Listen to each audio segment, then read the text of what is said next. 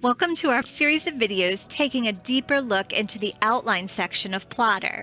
And in this video, we're going to take a look at scene cards and how they work in the outline view.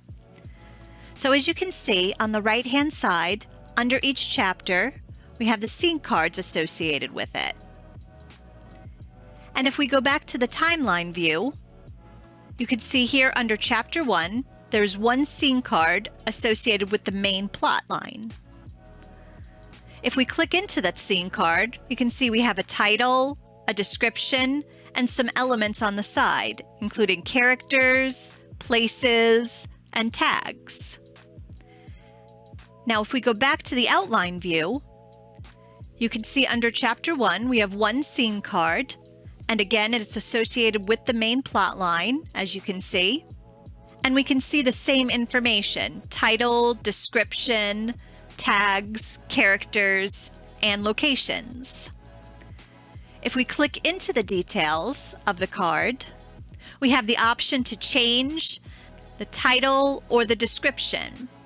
So if I want to say the three little pigs leave home for the big world, but I add the word edit.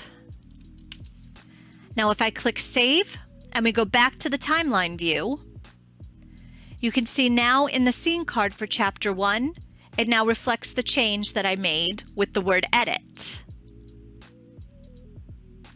And again, if we go back, click into the details and remove the word edit, click save, and we go back to the timeline view, again, now we can see that the word edit has been removed. So in the outline view, we can change the title and description, and we can view the tags, characters, and locations, but we can't change those at this time. So that concludes our brief introduction of scene cards in the outline view. Be sure to subscribe to our channel so you get all of our newest tutorials and information. Give the video a like and put any questions in the comments below. And I'll see you in the next video.